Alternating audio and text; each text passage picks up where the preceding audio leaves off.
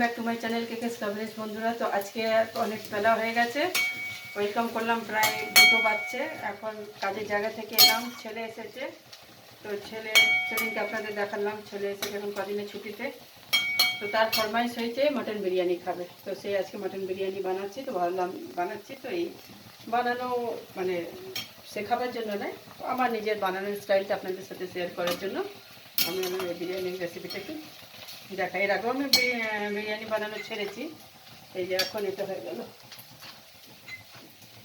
এখন আমি বেরেস্তার জন্য পেঁয়াজটা ভাজলাম। এই যে মাটনটাকে আমি একটু ধুয়ে মাখিয়ে রেখেছি এখানে। এই যে এখানে চাল ভিজিয়ে আছে, এটাতে আমি বানাবো বিরিয়ানিটা অ্যাকচুয়ালি, ওই জন্য এখানে সব রেখেছি। আচ্ছা, এখানে আমি নিজেই ঘরে একটা বিরিয়ানি মশলা বানাবো। এই যে দারচিনি আছে, এই যে এখানে জায়ফল আছে, চালমিন যাচ্ছি, এর মধ্যে সব আছে, এলাচ, আরও 2-3টে মশলা এখন নেব। এই যে এখানে এলাচ, লবঙ্গ আছে, এগুলো দিয়ে আমি এখন গ্রাইন্ডারে একটা বিরিয়ানি মশলা ঘরে বানিয়ে ওটাকে ইউজ করব। এখন আমরা এখানে চা বানিয়েছি, এখন আমার চা খাবো, এই যে লাল চা। এখন একটু চা খাবো যাতে এনার্জি আসবে। এখানে ভাতের জল বসেছি, ও বিরিয়ানি খায় না, বিরিয়ানি খায় মানে মাটন বিরিয়ানি খাবে না, মাটন চিকেন কিছু খায় না, সেই জন্য ওর জন্য এখানে ভাত হচ্ছে, ভাত, তরকারি, আলু ফুলকপি তরকারি, ডিম আছে, ওর হয়ে যাবে। আর এটা আমার আর ছেলে। এই দেখো এখানে বেরেস্তা আমার হয়ে গেছে, নেমে গেছে। এই যে এখানে আলু ফুলকপি তরকারি, বেগুন ভাজা করে রাখা আছে ওর। এখানে আলু ফুলকপি বানাবো ডিম দিয়ে। আর সেই মাংসের বিরিয়ানিতে আলু দেবো, সেই ভাজছি আলু আমি। আর এই যে এখন এটা কষা হয়ে গেলে একটুখানি, এরপর এর মধ্যে আমি মাংসটা ছাড়বো। তা মশলা দিয়ে দিয়েছি, যেটা বানাবো বলছিলাম মশলাটা বানিয়ে ফেলেছি গ্রাইন্ডারে, হয়ে গেছে। নাও এখন চলছে প্রসেসিং। এই দেখো এখানে দেখো, এখানে মাংসটা দিয়ে দিলাম। এরপর একটু মাংসটা কষিয়ে জল ঢেলে আমি না একটু বিরিয়ানিটা একটু আলাদা করবো। এখন আজকে কিন্তু আমি ভাত বানাবো না, ভাতটা এর মধ্যেই হবে। জল দিয়ে দেবো, তার মধ্যে এই যে চালটা ভেজানো আছে, চালটা দিয়ে একদম, এটাকে আখনি বিরিয়ানি অ্যাকচুয়ালি বলে। তো এটা আখনি বিরিয়ানি আজ আমি বানাবো। এই যে একটু মাংসটা কষিয়ে, মাংসটাকে আমি 1-2টো সিটি দিয়ে একটু আগে সেদ্ধ করে নেব, একটু কষিয়ে। তারপর খুলে নিয়ে চালটা দেব, চালটা দিয়ে এই হুইসেলটা খুলে এর মধ্যে হবে। দেখিয়ে দেবো আমি পুরো কেমন করে করছি।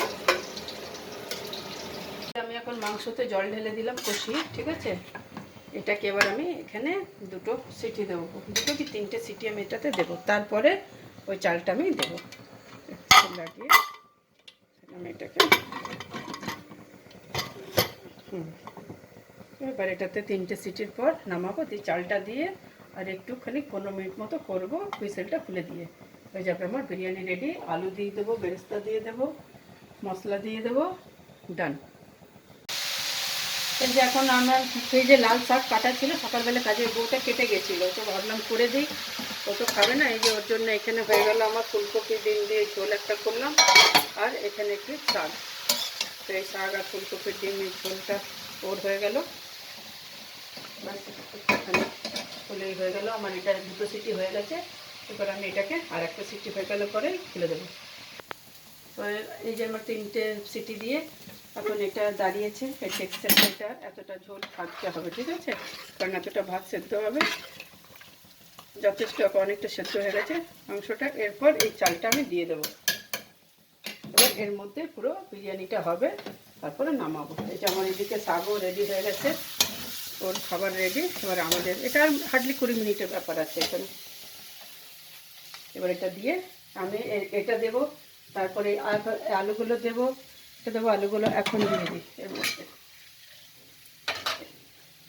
এই আলুগুলো দিয়ে দেবো সব এক এক করে, তারপরে আমি বিরিয়ানিটা দেবো। বিরিয়ানিতে তো বিনা আলুতে জমবেই না,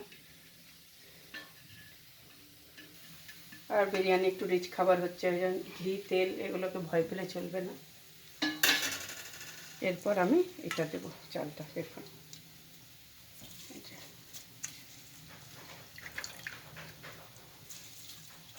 এই যে এই ঝোল, এইটাকে অনেকে এটাকে একবার একটু কি করে, পেঁয়াজ রসুন গোটা গোটা দিয়ে মাংসটাকে সিটি দিয়ে, একটু হলুদ দিয়ে নুন দিয়ে মাংসটাকে সিটি দিয়ে ঝোলটাকে তুলে ছেঁকে রেখে দেয়, তারপরে করে ওটার মধ্যে চালটাকে। তো আমি এভাবে করছি, এটাতে আরও টেস্ট লাগে, খুব ভালো লাগে বিরিয়ানিটা খেতে। খালি এটাই একটু শক্ত যে ভাতটাকে প্রপারলি সুন্দর করে নামাতে হয়, ঝোলটাকে ঠিকঠাকভাবে জলটা রাখতে হয়, মানে এই ঝোলের নাপটা একটুখানি মানে একটা নিজের আন্দাজ মতো আমার করে করে একটা অভ্যাস হয়ে গেছে। তো সবারই হয়ে যায় করতে করতে। আমার এই বিরিয়ানিও প্রচুর মানুষে করে, সবাই করে। এগুলো একটু চেঞ্জ, নানা রকমের এক রকমের। আমি আবার ওই লেয়ার বাই লেয়ার বিরিয়ানিটা অত পছন্দ করি না, আমার ভালো লাগে না। আমার এই ধরনের বিরিয়ানিগুলোর মধ্যে না একটা মানে আমার একটা অরিজিনাল টেস্ট আমি পাই বিরিয়ানির।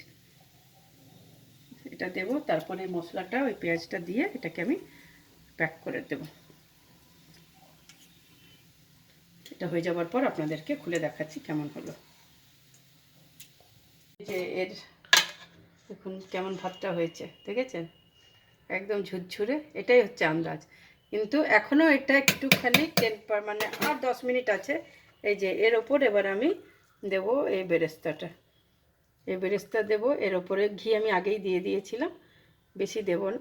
এই বেরেস্তাটা দিয়ে দিলাম, আর একটু বাড়িতে করা আমার এই বিরিয়ানি মশলাটা একটু ওপর থেকে দেবো।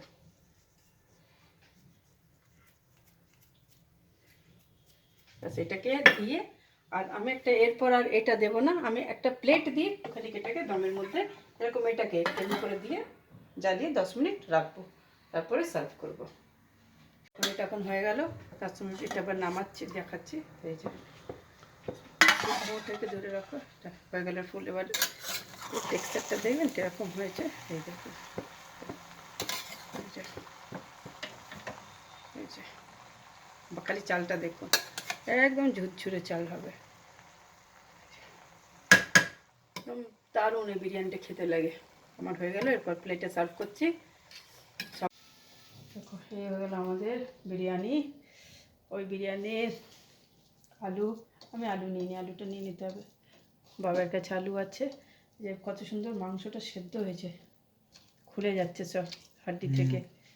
খুব ভালো হয়েছে। কেমন হয়েছে বেটা? দারুণ হয়েছে। এই বিরিয়ানিটা দারুণ লাগে খেতে, দারুণ।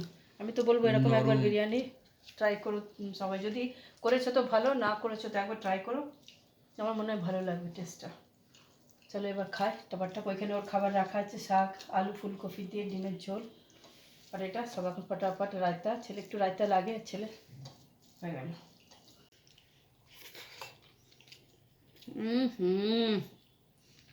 দারুণ হয়েছে, আর মাংসগুলো যা সেদ্ধ হয়েছে না, বলছি আলু আলু দারুণ। বাজো, তোর রিয়াকশন কি? খুবই ভালো।